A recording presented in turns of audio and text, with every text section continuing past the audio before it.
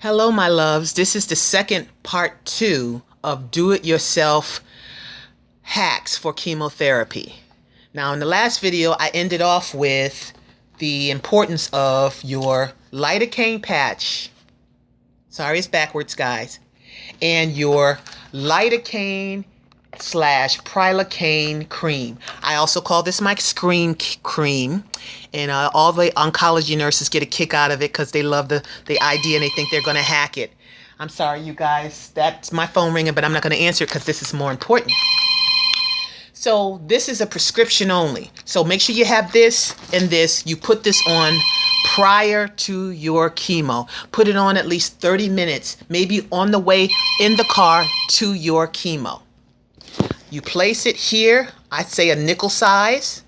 Then you place the lidocaine, prilocaine, 2.5 for each percentages, and you places a nickel size over your port. You'll be able to feel your port because it sticks out like almost like a big bump, like sort of like a bump of a boil, but it's not a boil. It won't burst because it's actually a port that they actually surgically put in place in you, and it has done wonders for me, keeping my regular veins safe and healthy for any other kind of diagnostics that they need to take. So you place that over there in the car ride or before you leave, and by the time you get there, you may have some blood work that you need to complete, or you may need to get stuff done prior to your chemo because, as in my case, my chemo that I'm taking currently is a drug they call irinotecan by injection. This is irinotecan.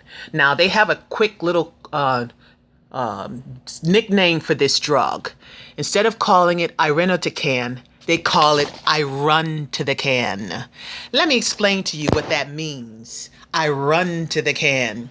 Did you know that if you are taking irinotecan, I believe I'm pronouncing it correctly, that this drug can have you not only vomiting, but also pooing at the same damn time during your infusion.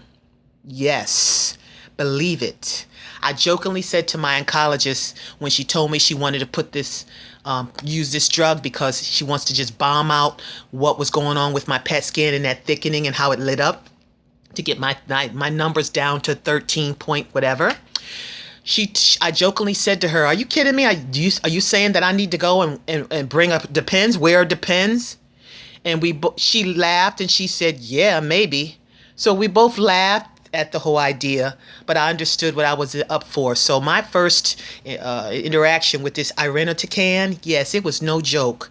I had major cramping. I felt like, the best way to describe it, it felt like, imagine a milkshake that's been shaken up, and then you put maybe some vinegar or something that makes it curdle, and then it just feels all fizzy and yucky. That is what irinotecan feels like.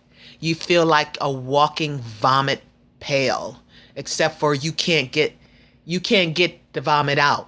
Now, so I've had episodes where I've had to actually vomit while I was getting infusion, and I was so happy that I was able to feel it and asked the nurse quickly, "I need a barf bag," and she got it to me because they wouldn't like me. It would have been all over the place, myself and the floor. But enough with the yucky stuff. These hacks have been very instrumental to me to help me get through this phase of my treatment. It's different, a lot different from the first 24 treatments that I've had with the other treatments, other drugs. They're totally different. My first bout was with Avastin, and that was a mess, but I got through it. God is so good. He is so worthy to be praised. Just try to remember to take your anti-nausea medicines. They actually will give you injectables as well as infused anti-nausea medicine along with the steroids when you're doing chemo and you go home with a pump. One thing I want to tell you about going home with the pump is after you depump, that's another nickname that I came up with, depump, that the oncology nurses love. They said, "Oh yeah, that's a great term." Depumping to me is basically you go back within those 48 hours and you get your pump removed. Once your pump is removed, guess what happens? All them steroids, all that anti-nausea, all that stuff wears off, and you feel like roadkill. You feel like, oh my God, I have no energy. I can't get out the bed. I feel horrible. I can't eat. I don't have an appetite. This is going to happen to you.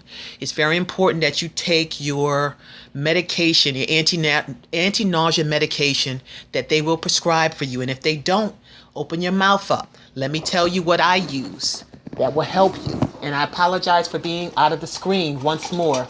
I wasn't quite ready to do this video, but I think it was really important. The anti-nausea medicine, and I'm going to try to say it slow because they don't have the phonetic pronunciation. Dexamethasone. Wait a minute, just get my eyeglasses. Dexamethasone, 4 milligrams.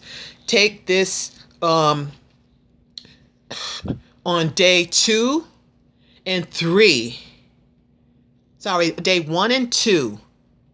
Of after you get your pump off of you. You got to take this medicine because you will be a hot mess.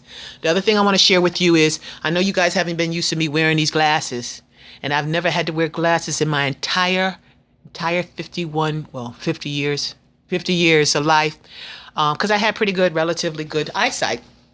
But this chemo, as you know, and I know that y'all noticed, I chopped all of my hair off. I love wigs and all that. That's great. I love to look sexy and everything. But my hair was doing some stuff with this irinotecan, and it was taking it out in chunks and here and there. So I decided, you know what, we're going to shave it off. We didn't even shave it off. We had a cutaway hair day on Labor Day. I literally just was fed up with what was going on. And I had my hair all twisted up underneath, my wigs. And so I basically took scissors and I just cut. And you can see it's just a mess.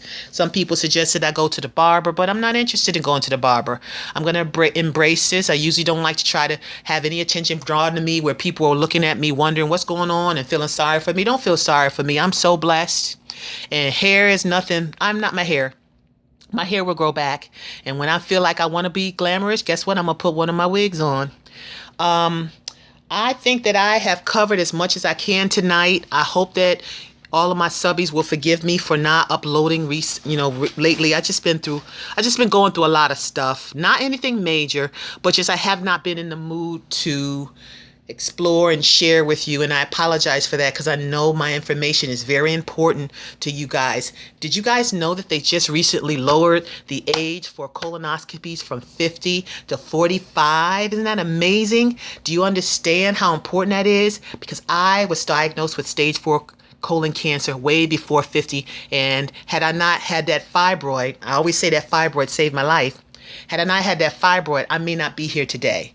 So in my closing, I want you to be strong. I want you to be positive. I want you to laugh. I want you to get yourself around positive people who make you feel good, and people who don't, stay away from them. Try to eat more healthier, more fruits, more vegetables. Wash them. Just do better.